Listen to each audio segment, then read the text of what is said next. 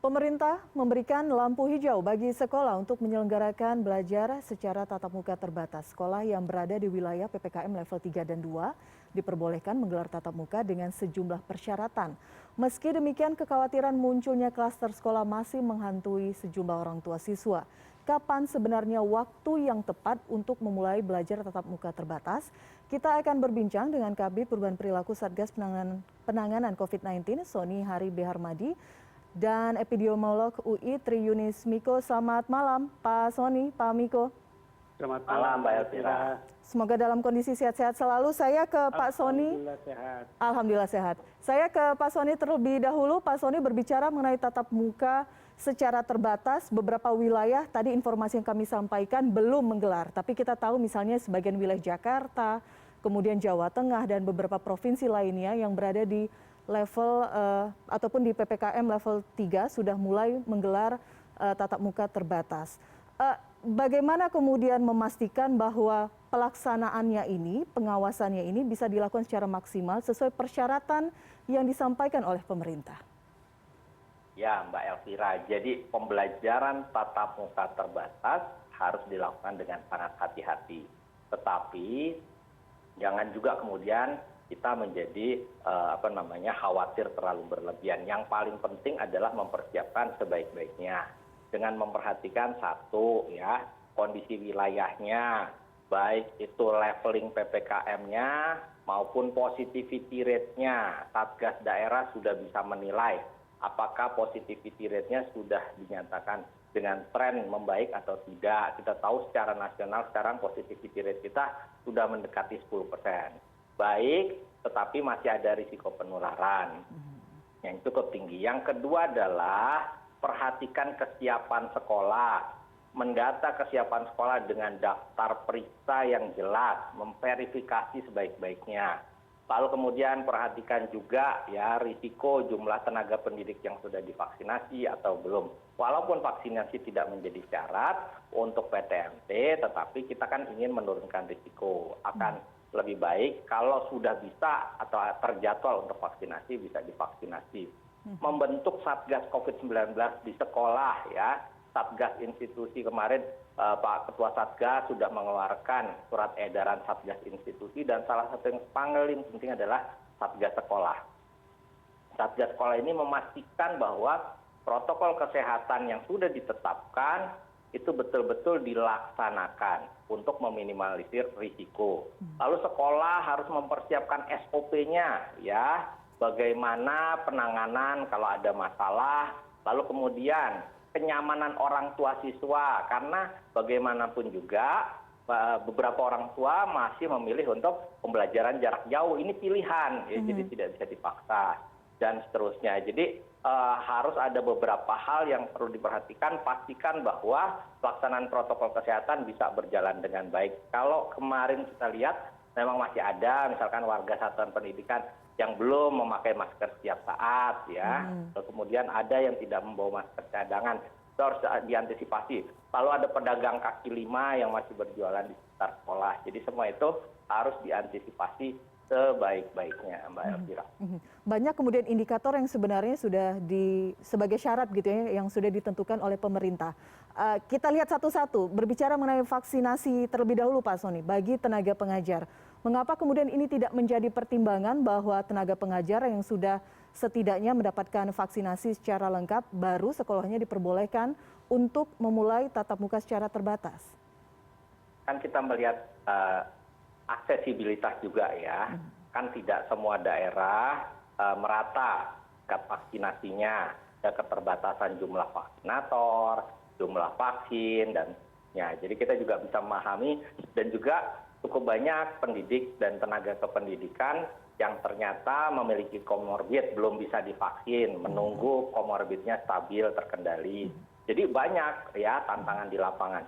Yang paling penting kalau memang belum divaksin, mereka betul-betul memastikan pelaksanaan protokol kesehatannya berjalan dengan baik. Ada daerah juga level 1, level 2 yang pendidik dan tenaga pendidikannya belum divaksin tetapi berada di zona risiko rendah, mereka kan tentu risiko penularannya lebih rendah, tetapi semua harus mematuhi protokol kesehatan yang sudah diatur diterbitkan oleh Kementerian Pendidikan dan Kebudayaan. Seperti itu, Mbak. Oke, saya ke Pak Miko. Pertanyaan dari orang tua masih harap-harap cemas meskipun memang saat ini tren kasus di beberapa wilayah relatif menurun.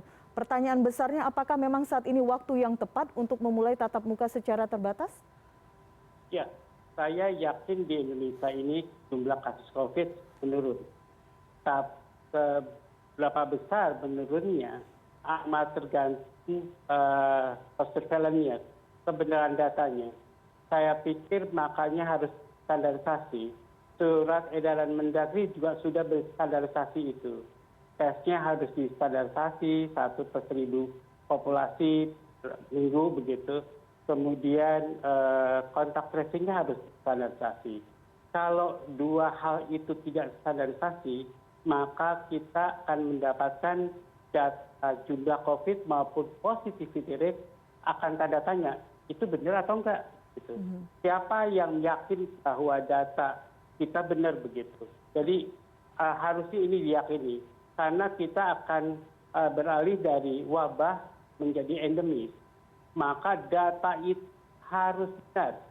Kalau tidak benar, siapa menjamin bahwa anak-anak bangsa ini sekolah dan aman? Jadi kalau amannya itu aman ditentukan tadi seperti kata Pak Sony, positivity rate dan jumlah kasus. Saya tidak sepakat bahwa sekolah boleh pada level 3. Tidak. Yang penting adalah positivity rate.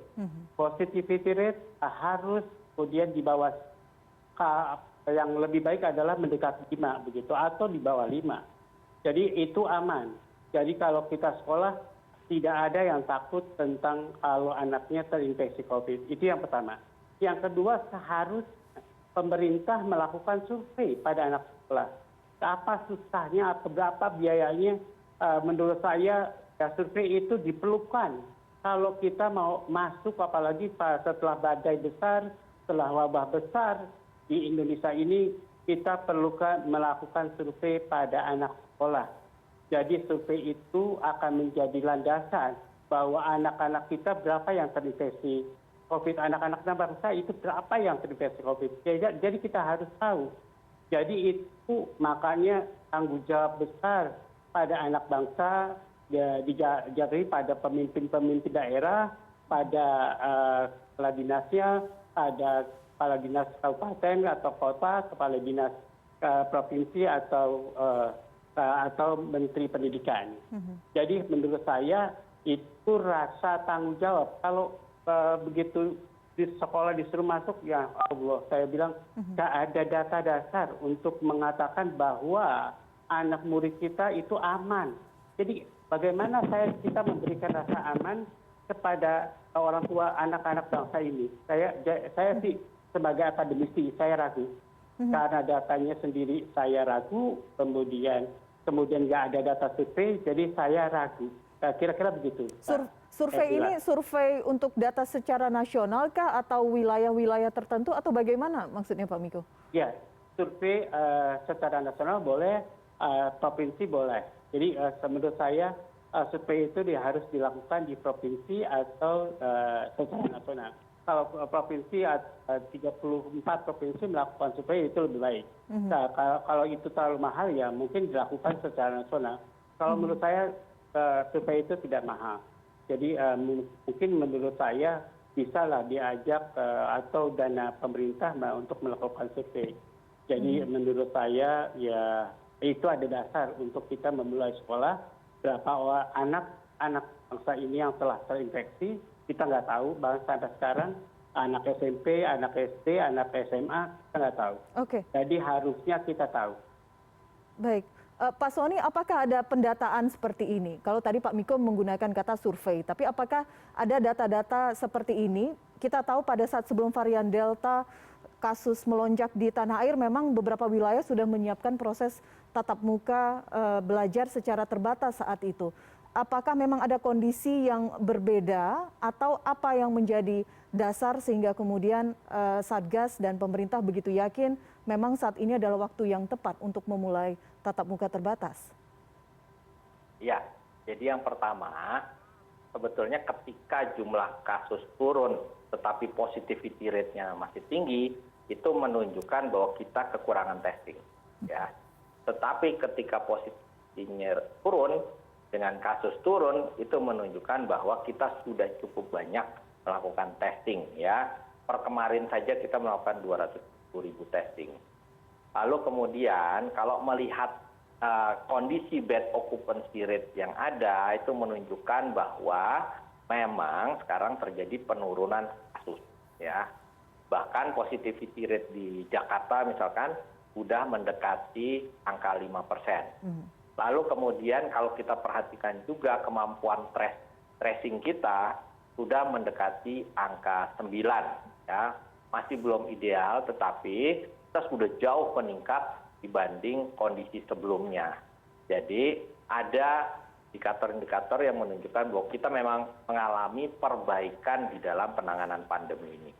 Lalu kemudian yang berikutnya yang perlu kita perhatikan juga, sebetulnya Kemendikbud sudah melakukan berbagai survei. Ya, Kemendikbud sudah melihat berbagai survei dan menunjukkan bahwa sebetulnya cukup banyak orang tua yang berharap ada pilihan. Ingat ya, ini tidak ada pemaksaan, ini pilihan. Pilihan antara pembelajaran jarak jauh dan pembelajaran tatap muka terbatas. Kita harus paham bahwa tidak semua anak punya akses, ya, dan kita tidak bisa membuat kebijakan itu sama untuk seluruh wilayah dengan kondisi yang berbeda-beda. Lalu kemudian Pak Luhut juga selaku koordinator sudah menyampaikan bahwa kita harus membuka secara sangat berhati-hati, ya, dan bertahap. Arahan Bapak Presiden sudah jelas, ya, secara terbatas dengan melakukan simulasi-simulasi dulu hingga kita tahu kesiapannya. Ya, kita memang harus melakukan itu, ya, kita harus melakukan lalu kemudian dievaluasi, jangan sampai kemudian muncul klaster baru. Kalau ada klaster baru dari sekolah tentu diambil langkah-langkah yang tegas dan cepat. Jadi kita melihat, ya, kita melakukan uji coba nih secara bertahan, secara kemudian terbatas untuk mengetahui apa saja kendala yang dilakukan PTMT. Insya Allah kalau PTMT ini berjalan dengan baik dan risiko penularan bisa kita tekan, maka bisa lebih kita perluas. Jadi memang kita sangat melihat pada perkembangan kondisi yang ada. Oke, baik. Tadi saya sempat sebutkan di beberapa wilayah di Jakarta, Jawa Tengah, atau beberapa wilayah lainnya sudah mulai tatap muka terbatas. Tadi kan Pak Soni mengatakan bagaimana kemudian evaluasi dilakukan dan apa saja catatannya untuk menjadi contoh bagi wilayah lain yang mungkin saat ini tengah persiapan untuk tatap muka terbatas. Nanti kita akan bahas usai jeda, tetap bersama kami di CNN Indonesia Newscast.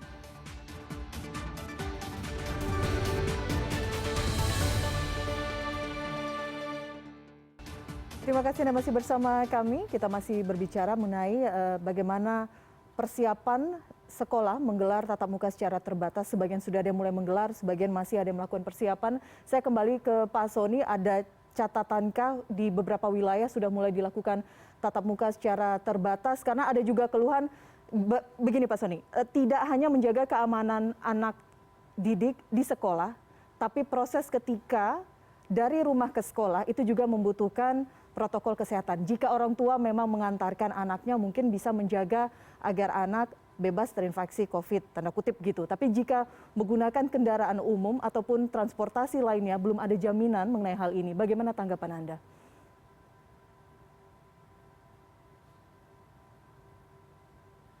Pak Soni?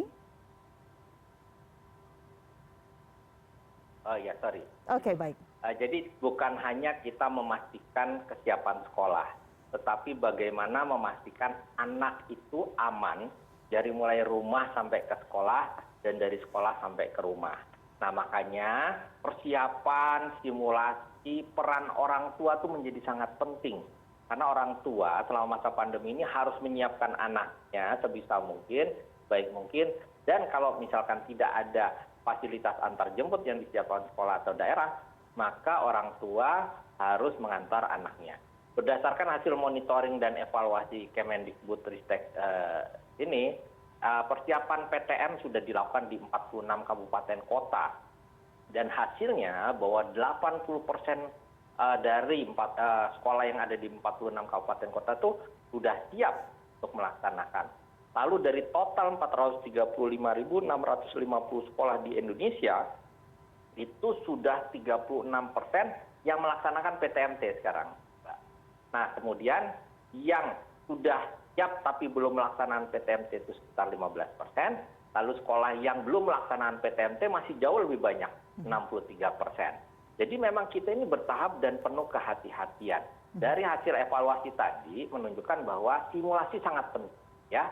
Simulasi sebelum pelaksanaan itu sangat penting supaya semua siap dan bisa mengidentifikasi apa saja potensi kelemahan-kelemahan atau potensi pelanggaran protokol kesehatan ketika sekolah mulai dibuka. Jadi ini disimulasikan. Nah, yang berhasil itu memang kalau kita belajar dari daerah-daerah yang sudah mulai berani membuka dan cukup masif, itu adalah karena mereka sudah melakukan uji coba dengan baik. Bahkan sebetulnya kan pembukaan sekolah sudah direncanakan sebelumnya ya pada Mei lalu, tetapi kemudian kita mengalami lonjakan kasus dan seterusnya. Jadi betul-betul kita harus sangat hati-hati dan di sisi kita hati-hati, tapi di sisi lain kita juga jangan berlebihan karena bagaimanapun juga kalau kita bisa melakukan mitigasi sebaik mungkin, maka kita bisa melaksanakan PTMT tetapi dengan tingkat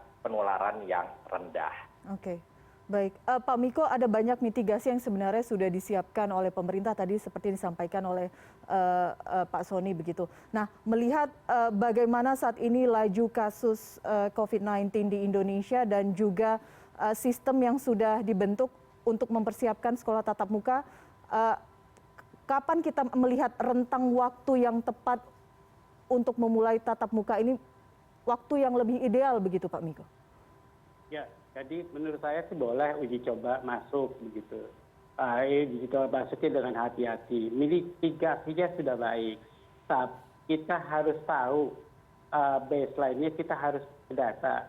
Kalau perlu dilakukan survei antibody, dilakukan survei atau sampel pada sekolah-sekolah tertentu diambil antibodinya, pada sekolah lain diambil misalnya antigennya diperiksa begitu. Jadi sampel aja, kita akan tahu berapa anak SD yang positif antigennya, berapa anak SD yang positif antibodinya. Jadi kita bisa mengukur begitu ketularan anak SD, anak SMP, anak SMA, dan kita punya data dasar. Jadi itu cara yang benar begitu menurut saya. Di Cina juga di Wuhan dilakukan itu, kemudian di Korea menurut saya dilakukan itu. Jadi mereka akan tahu kalau anak SD-nya ada yang terinfeksi, mana yang salah begitu. Jadi selain mitigasi sudah cukup baik, menurut saya harusnya ada tanggung jawab penularan itu. Droplet itu bukan cara mitigasi sesuai bencana begitu. Itu akan terjadi setiap hari. Tadi kata Mbak Elvira, ya semua akan terjadi tiap hari dari perjalanan, di rumah, di sekolah begitu. Jadi kita akan ukur kemudian penularan di rumah, penularan di jalan, dan penularan di sekolah. Gitu. Jadi itu cara mengukur yang baik kalau kita mau menjamin anak bangsa ini dengan baik. Jadi kalau nanti juga kalau negara kita akan alih dari wabah ke endemis, maka data surveillance juga harus baik. Tidak seperti ini sekarang gitu. Kontak tracing-nya baru 9, ya, jadi harus distandarisasi, harus minimal begitu satu kasus. Jadi kalau kemudian itu sudah distandarisasi, tesnya juga standarisasi, ya semua akan tahu berapa banyak yang tidak terdeteksi kasusnya di daerah itu. Kemungkinan positivity rate-nya akan berbeda begitu. Kalau terdeteksi semua, kalau tidak terdeteksi semua begitu.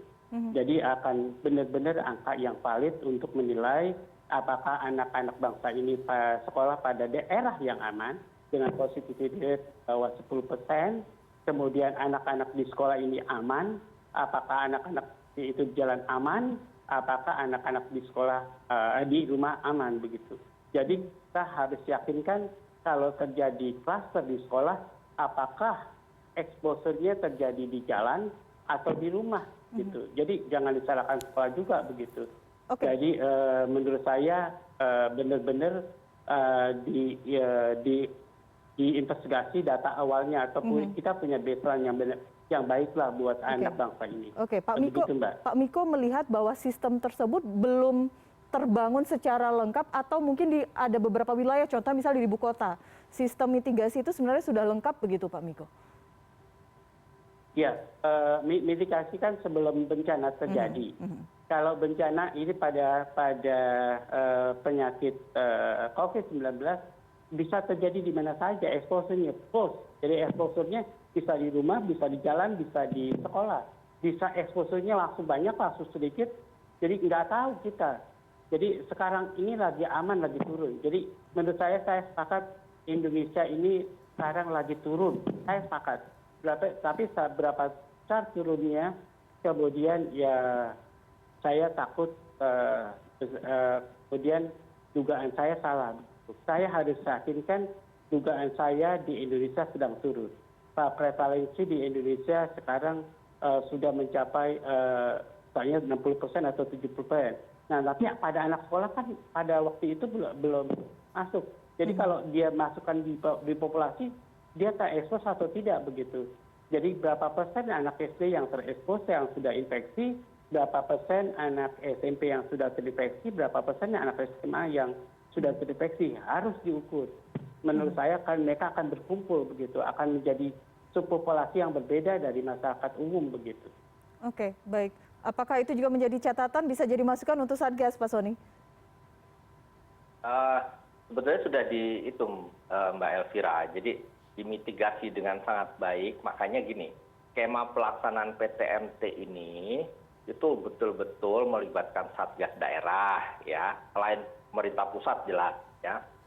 SKB 4 Menteri itu menjadi dasar apa saja protokol kesehatan, termasuk pengaturan siswa dari rumah sekolah ke rumah, ya. Lalu kemudian SKB 4 Menteri tadi ditindaklanjuti oleh Satgas daerah, ya. Kemudian juga sekolah diminta untuk melakukan persiapan di bawah supervisi Dinas Pendidikan. Jadi nggak dilepas, ya, di bawah supervisi Dinas Pendidikan. Lalu juga Dinas Kesehatan mendukung, ya, memastikan bahwa puskesmas setempat itu proaktif melakukan pengecekan kondisi kesehatan warga satuan pendidikan, memfasilitasi tes pusat, ya, swab test itu difasilitasi oleh Dinas Kesehatan, bukan hanya vaksinasi tapi juga swab test bagi warga satuan pendidikan sebelum melakukan PTM terbatas, ya. Sayang saya nggak pegang datanya, tetapi itu juga sudah dilakukan. Jadi makasih masukannya Pak Miko. Kita sudah melakukan berbagai hal, termasuk Satgas daerah itu yang menilai apakah sekolah-sekolah ini sudah siap atau tidak. Yang siap yang mana, yang boleh melaksanakan PTMT yang mana. Ternyata tidak semua sekolah yang siap melaksanakan PTMT juga akhirnya melaksanakan PTMT, karena kan juga tergantung pada orang tua dari masing-masing siswa tadi. Jadi kita betul-betul memitigasi, ya, nggak mungkin kita tidak memitigasi karena ini kan menyangkut masa depan anak kita juga, ya. Lalu kemudian nggak mungkin juga kita membiarkan anak-anak kita tertular begitu saja. Makanya upaya yang kita lakukan adalah betul-betul memastikan PTMT ini dapat dilaksanakan protokol-protokol kesehatannya. Jadi kita memastikan bahwa penularan di sekolah itu betul-betul bisa sangat ditekan. Dalam masa pandemi kita tentu sulit untuk menekan sampai di angka 0, ya, tidak ada kasus sama sekali. Namanya juga penyakit menular. Tetapi dengan risiko yang sangat rendah tadi kita bisa menghindari munculnya klaster sekolah. Oke, baik.